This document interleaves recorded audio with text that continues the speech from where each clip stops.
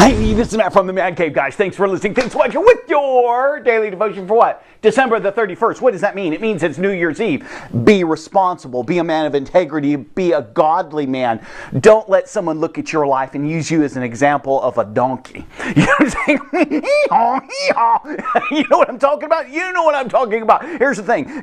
Come Monday or Tuesday, we don't want your life to be an example, okay, of a punchline at the lunchroom table. Did you hear about Ralph, what he did? Oh my goodness, he was passed out upside down laying in his puke. Guys. That's not, that's not striving for holiness. That's not living in righteousness. That's not being a beacon, okay? That's not being a pillar, okay? Are you with me? I'm just putting it out there. Hey, today we're talking about something that's awesome, okay? And we haven't hit it for a while. We're talking about being a control freak. What are you talking about, Matt? Matt, what are you talking about? You being a control freak. Everything has to be done your way. Control freak. Well, I don't understand what you're talking about. Yeah. Kids are washing the car, but you have to go behind them because there was one little spot. Squirt. Oh, you missed this spot. You know what I'm talking about, okay? Nothing can be done perfectly unless who does it? You do it, okay? That's control freak, okay? That's control freak 101. You're like, Matt, in the Bible, there's a control freak guy? There is. What's his name? Where's the story? Well, the story is in Exodus chapter 18, okay? And we're just going to hit a couple verses 17 and 18. Let me do my ninja move. Did you see it? Okay, listen to this. Who's the control freak? Because I know you're dying for the control freak. Who's likened unto you? That's what you want to think, okay? Who can I justify my life and the decisions I make daily, okay? It's Moses. You're like, no way, Matt. Way. Listen to this, okay? Again, Exodus chapter 18, verses 17 and 18. Moses' father-in-law is talking to Moses, and he's replying, what are you doing? What you are doing is not good, okay? You and these people who come to you will wear yourselves out. The work is too heavy for you. You cannot handle it alone. And you're like, what's taking place? Guys, do you remember the story of all the Israelites leaving Egypt, going through the Red Sea? And there's hundreds of thousands, if not millions of them, okay? And Moses is acting as the authoritarian because watch this very carefully, that's the position that God gave him. Okay, he's in charge. Okay, he hears from God, he speaks the word, they listen. But, watch what's going on here. But watch this. Moses is micromanaging. And you're like, what do you mean? Meaning this, he's acting as a judge, okay? Okay, you and I are driving down the road and you hit me because I'm a great driver, okay? And I don't like what you did. And you're saying, well, I didn't hit you. It was your fault that I hit you. And you blah, blah, blah, blah, blah, blah, blah, blah, blah, blah. We end up in court, okay? And we're talking to a judge and the judge decides, okay, Matt's right. He was doing everything right. You're wrong. You pay Matt. You fix his car. Let's get the insurance involved, okay? They're coming to Moses. Okay, that was a great example. Okay, you better give me a thumbs up on that example. And I am a great driver, okay? Knock on wood. Pride proceedeth the fall, a haughty spirit before destruction. Watch this very carefully, okay? They were coming, okay? Because people live together and there's different families and there's different tribes and there's always going to be a little bit of what? Conflict, okay? Differences of opinion. That's good. And you're like, why is that good? Because here's the thing, if everybody was the same, you wouldn't want to be around yourself, okay? It's opposites attract, okay? And so watch this, we all have to get along and we all have to be accepting, okay, of other people. Even, we can agree to disagree. Have you ever heard that? Yeah, that's rubbish when it comes to the Bible, okay? It's God's way. It's always God's way, okay? But that's a freebie. That's a whole nother devotion. I'm moving on. Look, we're in line, okay, waiting for Moses to get his breakfast, and they were there with a dispute. Okay, they had something against it. My neighbor did this. My neighbor did this. This is what's going on. We were sharing this animal. The animal died, but it's because he didn't feed the animals. All this stuff. And Moses is trying to, he's trying to be the judge. And here's the thing. His father-in-law sees him from morning until evening, late in the evening. He's being a judge. He's making all these decisions. And here's the thing. He's worn out. But watch this very carefully, because he's such a micromanager, he's not willing to give it up. I mean, he decides if I'm not going to do it, nobody can do it like I can do it. Nobody can do it right, okay? And friends, here's the thing. His father-in-law comes up over the top of him and says, you will be dead. You're basically going to destroy yourself, okay? It can be done, and here's what you need to do. And his father-in-law gives him godly advice, okay, which Moses takes. He absolutely takes it. You want to hear the advice?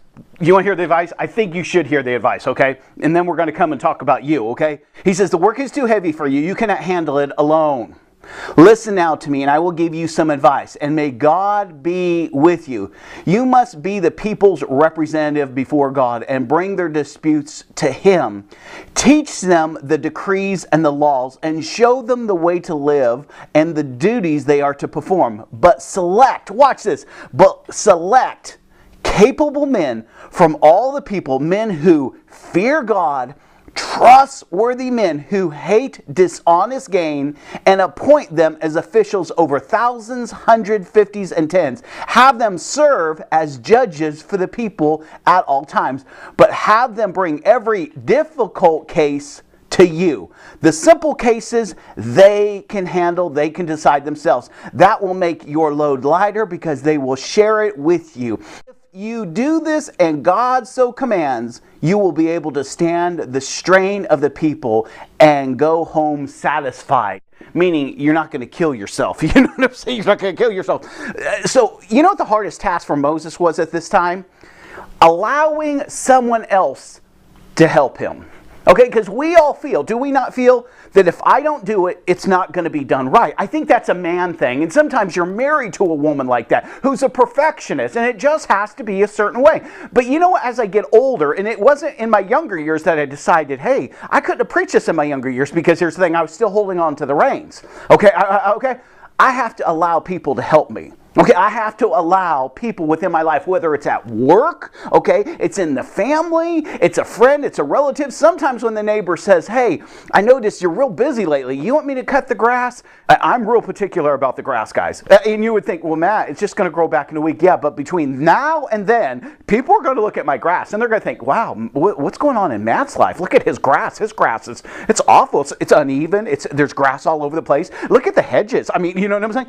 So here's the thing, for a while, there were certain things, and here's the thing, the things that we are passionate about, we are perfectionists about.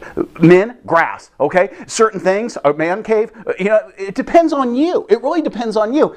But we have to realize, it just has to get done. And you're like, oh man, I hate that kind of talk. It just has to get done. Because sometimes we won't even do it. We won't even do it because we don't have time to do it, and someone else is willing to help us to do it. But here's the thing, we don't want them to do it because they can't do it perfectly like we can do it perfectly, okay? And this is where Moses is. And here's the thing, Moses had to, watch this very carefully, in his time, he had to find some godly people. He had to find some people who hated dishonest gain, who were men and women of integrity, who feared God, who loved God. Here's the thing, if we were to go searching right now, how hard would that be to find those kind of men? You think, well, just go to the church. They're not at the church oftentimes. We'll just find a deacon or an elder. Here's the thing. There's so many deacons and elders are in positions that they don't even qualify for. So you can't just take a person's title and think, oh, presto, change it. So Moses, watch this. Moses is going to have to find these people, okay? And here's the thing. His father-in-law is helping him. God's going to help you. That's what that means. God's going to lead you. God's going to help you to find the right people. Because if you get the wrong people in the church, if you get the wrong people in office, guess what? It's bust. Okay, because they're going to lead by their evil hearts, okay, and the wickedness and the darkness that they're residing in, and they're going to make decisions based on not God's word, not God's will, not God's mandates, but according to their... Good grief. Okay, now let's go back. Okay, why won't we allow people to help us? Pride. Did you hear me? Say, go, man, I didn't quite hear you. Pride. Pride. Nobody can do it like I can do it. I mean, that's just the truth. I mean, you know what I'm saying? It's not the truth. Listen very carefully, okay? God will sideline you if you continue on. And you're like, what are you talking about, man? Because this will destroy you. Just very carefully, just as Jethro, the father-in-law, says to Moses, you're going to kill yourself. You're going to have a heart attack. You're going to be, you know what I'm saying? Look, it's not going to work for you, Moses, okay? You got to hearken unto God speaking through me, okay? But if you decide not to, okay, it's going to hurt you. And so God in heaven will sideline you. Please give me a break. Don't you argue on this point with me. Look at Charles Stanley. One of his greatest devotional books has where he knew God put him in the hospital for months. And you're like, what? Yeah, why? because he was going about it in his own strength. Guys, you got to realize, everything that we are is from God. Your giftedness, your abilities, your talents, you know what I'm saying? And yeah, there's so much that we can do because of Him. It's not because of us, it's because of Him. I mean, some of you are just totally awesome at what you do at work, and you're awesome fathers, you're a great husband, and across the board, you are handling so much, and that's totally awesome, okay? And God will load up our plate, okay? Because He doesn't want us resting on our laurels, okay? And He doesn't want us being lazy, okay? He wants us like the ant, but there is a point it's too much. You see what I'm saying? You have to have a balanced life. It cannot all be work, okay? You have to spend, if you're working all the time, buddy, look at me. Look at me. If you're working all the time and you're not spending time with your kids and your wife, guess what? Boom. In God's eyes, you failed. Because He comes first, then it's your wife, then it's your children, then it's your work, okay? See, you're lopsided, okay? So what do you need to do? At work, you might have to delegate. You might have to say, I'm going to have you do this. And you have to, and here's the thing, as you're doing that, you're helping that person to rise up. You're building them up. They're never going to get stronger at work unless you are spreading the load equally out. Guys, whether it's at your job or your house, here's the thing, it's okay to get help. Okay, and it doesn't have to be perfect, it just has to get done. You see what I'm saying? You don't have to be the go-to guy every single time, and oftentimes that's what you feel like you are. I got to do this and I got to do that. Here's the thing, no. That's what God's saying, no. Let others help you, and if not, there's a flaw on the inside of you. Really. Guys, to those perfectionists out there, and I'm talking to women too, it doesn't have to be perfect. It just has to be done. Tracy's laughing because she was a perfectionist for a long time, and I've had to chisel her down. Look at. It just has to get done, okay? And it has to get done where there's balance within your life, okay? If you have to delegate, okay, so it gives you more time to be with the family, more time to be with your wife, you know what I'm saying? You need to do that. You don't need to be like a Moses, okay? Because what ends up happening is, sure, you might go a year, 2 years, 5 years, you might even go 10 years, just micromanaging everything, and everything is like you want it in your world. But what ends up happening is you short circuit. You have a breakdown. You have a heart attack. You have a stroke, okay? And you're out of the scene, whether you like it or not. Now, other people are having to do all of the work that you were doing, where you could have delegated here and there and taught. It's okay to say, hey, this is how I do it, and this is how I like it. You know what I'm saying? And again, it still doesn't have to be perfect. If your son's washing the car, who's cares? It's going to rain. It's going to get dirty in a few days. Give me a break. Just be glad he's out there. Take some pictures, okay? Tell me he did a good job. Buy him an ice cream. Don't be such a micromanager, you punk. What you don't understand is this is a flaw in you. Those people who have this habit, okay, or who conduct their life like this, it's a blind spot in your life that oftentimes we're oblivious to it. You know what I'm saying? It's a flaw. You have a major flaw that it has to be done by you, okay, or it's not going to be perfect, or we can't have it done. That's a flaw. That's not true at all. It's just not true. And here's the thing. It's not only affecting you, it affects your children, it affects your wife, it affects your coworkers, it affects everyone because you're spread too thin. And so you can't give people what they need. See, you think you're giving people what they need, but it's just your duties. It's just the way you like it, but just the way you like it doesn't mean that it's absolutely perfect. Sometimes you need someone that's just fast and loose to get it done. No, don't talk like that, man. Yeah, that's what I'm talking about. You know, when I go to a fast food restaurant, I love a guy when he's building my sandwich that doesn't care. You know what I'm saying? Because I noticed that guy, he's putting extra nuggets in the box. He's putting extra fries. I said, hey, could you put fries in there? He looks at me, winks at me. Yeah, this isn't my company. He's pounding the fries in that little box. He's putting extra cheese on it, extra bacon. Hey, I love the surfer guys. Now, I hate the guy that doesn't put anything on my food, okay? But I love the guy that's just real loose, okay? When he's making a sandwich, he's not weighing out the meat. You like roast beef? I do, man. Why? He goes, because I'm going to load you up like Mount Everest. It's a sandwich that big. Let me give you a hug. It's a ManCave hug, of course. Guys, make sense? You're like, man, maybe a little sense. Maybe you could do some adjusting slightly. Remember, we're always talking about those slight variations, those slight adjustments in our life. Another thing that we see in the text is this. Some of you, because you're so perfect, okay, and I'm using the words that you would use, right? You're perfect, and it has to be done your way. That you won't take advice from someone else. See, Moses, he's in charge.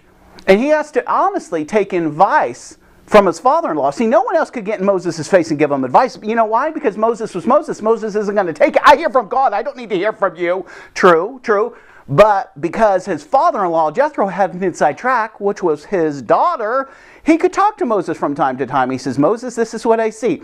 Moses hearkened unto his words, okay? Always be willing to listen, okay? Watch this. Eat the fish, throw out the bones. A lot of times people are giving us good advice, because we are masters of our own universe, we don't want to take it. Sometimes what we do is we pick on the messenger. We start looking at that person's life. Well, you don't have the house I have, the car I have. You don't have the position I have. We start picking, who are they to give me advice? I mean, honestly, guys, you got to realize that God speaks to donkeys in the Bible to give advice and to give a word for him, okay? Anybody that's willing to give me a word, I'm going to listen to it, and I'm going to filter it through the Holy Spirit that's within my life. The Holy Spirit will allow me to know, is this a word from Him? Okay? Because sometimes we're not listening to the Holy Spirit because we're so what? Busy in life. And that's another thing. If I'm so busy, and you know what I'm saying, God is allowing me to delegate, but I just can't do that. Oh no, I got to do it. I got to do it for you, Lord. Don't throw that card at God, because He wants you to invest in other people's lives and have other people help you. Watch this. But we're so busy that we can't hear the still small voice anymore. So what are we doing? We're walking around blind. You know what I'm saying? Oh, well, I'm real good at this life. You're not good at the life when you're blind, okay? And so if someone comes along, okay, listen to what they have to say, okay? Is it real? Is it true? Okay? Don't pick could God, ask yourself this question, could God be speaking through this individual? Okay, that's what you need to ask. Is God speaking through this individual? And if so, is everything they're saying correct? And watch this, the person who's telling you this every single time, it's just a human. So okay, so eat the fish. What if they gave you 95% of truth, meaning some great advice, some really some things that would help your life, but there's just a couple things they threw in themselves, and you just didn't like that. Eat the 95% of the fish, throw out the bones. You got to realize that God's always using imperfect, vessels, okay? So when you're getting advice, you're going to get the majority. If it's from God, that's going to be good. But sometimes we just, we're so happy that you're listening to us because you're Mr. Perfect that we want to kind of throw in some of our own comments. So you got to be able to decipher what's of God and what's not of God. The stuff that you know is of God, you'll have a peace about it. It will make sense to you. God will confirm that word, okay? Don't be so perfect where you can't get advice from anyone because you're Mr. Know-It-All. You're Mr. Conquer the World. Oh, and guys, hey, let's close with this, okay? Who's going to benefit from this? You are. Oh, how's that? Because you're going to have more time. And you're like, well, what does that mean? If I have more time, I can do all the stuff over here that you're telling me to delegate. Can I ask you this? Why do you go to work? Why not just bring a mattress to work and just stay there 24/7? I mean, honestly, if that's your philosophy of life, why not just stay there? Why not in your big office just put a mattress there, bring your toothbrush, you know what I'm saying? I mean, you could text your wife all the time or email her and send her pictures from time to time. Let her go to Disneyland. Let her spend all the money. Let her enjoy the house. Let her drive the new cars. Let her go to the nicest restaurants. Let her go shopping with the kids, okay? You know, the kids this summer, they want to go to Slip and Slide. We're going to take the nicest of pictures. Do you know why you're working?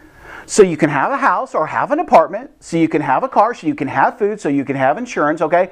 But watch this, and you're thinking, well, I'm working, so one day I won't have to work. Well, see, that's not biblical.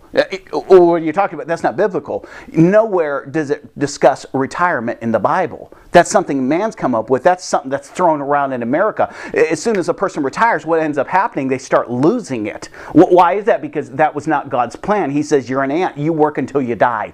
You know what I'm saying? But what am I allowed to do along the way? Enjoy your life. Have vacations. Have great weekends. Have all these different things, okay? But to sit around and say, ease, comfort, and pleasure, I've made it. I got $5 million in the bank. Everything's paid for. Whew, I beat the system. You didn't beat the system because you're breaking a biblical principle of God. See, you have to watch this because I tell people this all the time. You have to be able, along life's journey, to smell the roses, meaning you have to enjoy life today, tomorrow, the next day. You have to enjoy all of life. See, it's not you just grinding it out, pushing through, pumping it in, okay, pumping it out, getting to where you need to go, and then finally you're going to start to enjoy life. You won't enjoy it because you'll always think you left money on the table. You got to enjoy life now, okay? Sometimes it's not about money. Listen to this principle. You have to enjoy life. Look, do you hear me? You have to enjoy life, and sometimes that means walking away from making money to enjoy life. And this is going to be one of the greatest tests in the world for you, because you've been driven your whole life. It's about making money. The more I make, the happier I am. I know millionaires that are miserable. I know some people who have $500 million, $500 million, who are just absolutely miserable, okay? And they look at my life, they're like, Matt, why are you always happy? Him. It's because of God, because of my family, because of the life. Am I a millionaire? No, I'm nowhere near a millionaire. You know what I'm saying? Please, please, please, please. Are you kidding me? Look at. But I enjoy every single day. When I have to work, I work. When it's time to come home and play, I play. When it's time to watch a Christian movie, we do it. When it's time to go out and eat, I'm eating, man. Nobody eats like Matt in the man cave, okay? I'm fellowshipping. I have great friends. I have a great church. I have a great wife. I have great kids. I have a great job. I have all these things, and they're all in proportion. I don't need to micromanage. I just need to let it happen. And who's leading me? Who's guiding me daily? He is. God is. What you got to do is you got to let God lead you. God's not going to send you to the office for 60 hours and you neglect your family at home and your church family at church. He's not going to do it in a minute. Man, you don't understand. I do understand. God will sideline you. You'll be dead. Look at, you'll be dead. You're not enjoying this life, so why even live? Honestly, you're not enjoying this life. Life wasn't about just you grinding it out and someone looking at you and look how successful he is. You're not successful. Yeah, look at, you're not successful. You're successful when your life is in balance and he's number one in your life. Okay? You have a great relationship with your wife. Your kids see you every single day and you're spending time with them, okay? Do you see what? It's balance. And you're not going to be able to do that if you're pulling a Moses. And Moses, he hearkened. Listen. Moses finally hearkened to Jethro, the father-in-law. He says, you're right. This is what I'm doing. Okay? And guess what? He found those men. How? God led him to the right men, and they became judges, and only the big cases came to him. And then the things that no one else could do, he dictated, okay? He made it happen, and that was okay. That was okay in God's mind, okay? But guys, when we start reading about Jethro, okay, and his advice, do you know one of the things that he spoke first? He says, Moses, you know what I'm saying? You're doing all this stuff over here. Do you know the thing that's most important? And Moses was like, yeah, me judging all these affairs, so they're not fighting. No, he says, is you teaching the people about God. You living your life for the Lord, you doing that correctly. And friends, here's the thing. Sometimes we just skip over that like that's the least of the things that we have to do. Living our lives for the Lord, doing the right thing, living in righteousness, striving for holiness, being a godly father, being a wonderful husband, okay, that belongs to the Lord, seeing your wife as a helpmate, okay, and not a slave, all these different things. But that was Jethro's first piece of advice. This is what you should be doing. You should be capitalizing on that which means the most. Let these other things fall to the wayside. Other people will handle them. It's the truth in this new year, is it not? Listen very carefully. Look at your life yet again, okay? See what adjustments you can make. Guys, today, a brand new year. We've been adjusting this whole month, making slight adjustments, okay? Almost like we're an aircraft and we're heading towards our destination, okay? And sometimes, because of the wind, because of the weather, that airplane, you know what I'm saying? It has to make adjustments, okay? We have to make the adjustments. Look in your life. See what things that you've been doing that aren't 100% correct. Not so much that it's sin, it's just not good for you. Also, Paul says this, everything is permissible to me, but everything is not beneficial to me. And a lot of you have been living in that which is not beneficial to you. You've been just going ahead and getting it done and thinking it has to be done. No one's going to know if someone else does it. You know what I'm saying? Do you know how you will be helping someone? Okay, because you will be allowing them to exercise their gifts, their talents, their abilities, to feel a part of the family, to feel a part of that business, that company, okay? There's nothing like the guy who's on top asking you, the low man on the totem pole, to do something for him. Really? You're kidding. And friends, I've been there. Okay, I've worked in the mailroom. I've worked in the sample department when the president, the CEO, the guy who ran the company, okay, the guy who's driving up in the Lexus, the Mercedes-Benz, the Jaguar every day, asked me to do something. I'll never forget my boss. Listen, I was 20 years old. My boss walks up to me one day and he says, "Man, I need a favor." And I says, Anything. He flips me the keys to his brand new Trans Am. Okay, brand new. He says, "I have an appointment. I just can't make it because I'm going to be in a meeting today." You know what I'm saying? They have to do some service work for it. Would you mind taking it, dropping it off? Right across the street is a restaurant. Go eat there. Here. He flung out a couple 20s, and I go like this. You got to be kidding me. I was like, you got to be kidding me. You want me to leave my work here, drive your brand new car with the V8, okay, on the freeway.